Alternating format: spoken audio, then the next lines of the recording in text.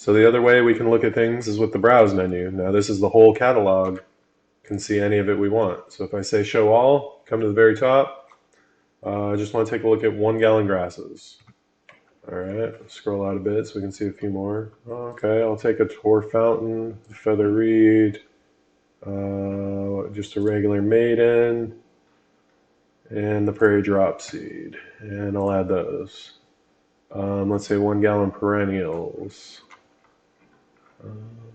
Looks like we're also getting the grasses on that one, huh?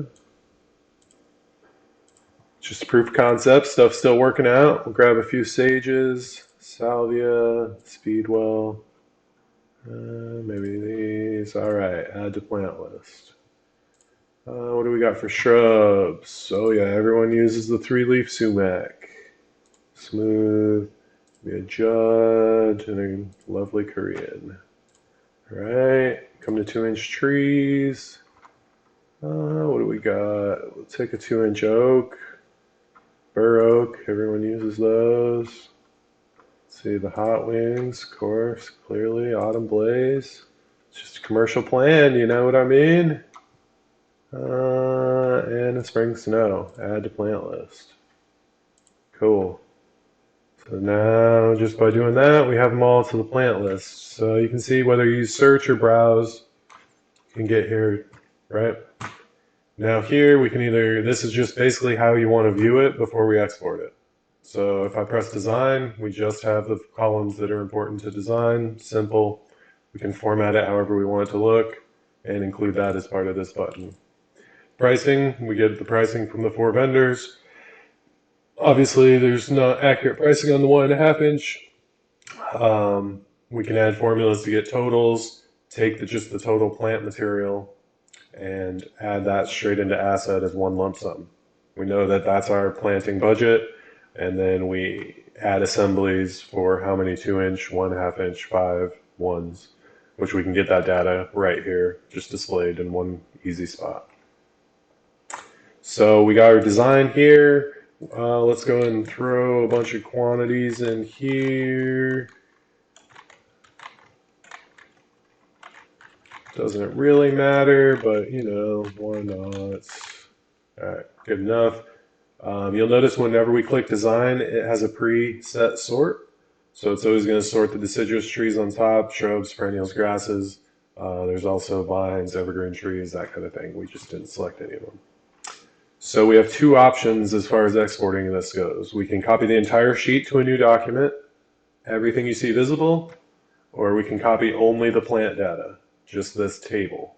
So we're going to use this for now because we want to take it into layout and have a nice easy plant list to put on our design. All right, so I'm going to click it.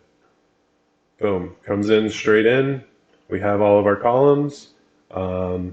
For now, just to make things easy, we're going to delete these columns out since we don't have any data in them.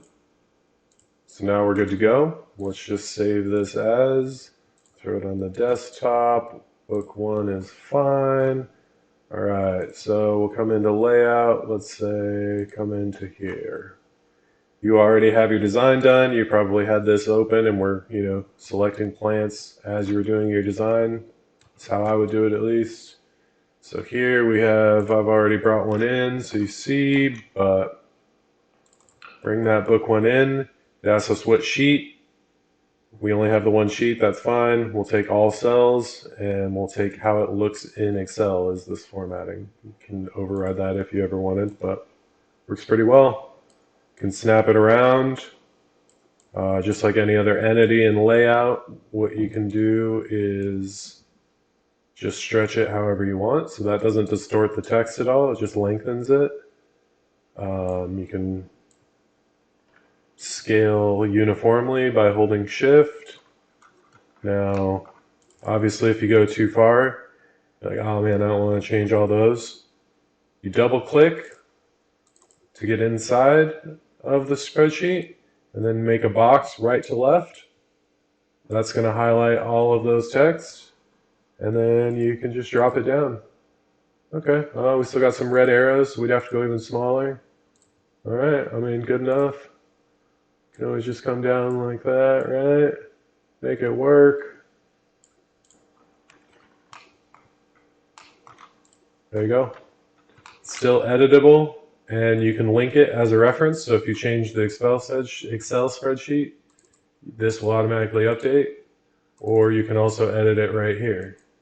If I decide maybe I don't want the crabapple red baron, I want green peace, right? Not a real variety that I know of. But there you go. That's a easy, quick, scalable, easy to update. If we wanted to, do a legend with the planting symbols, we could add just another blank column over here.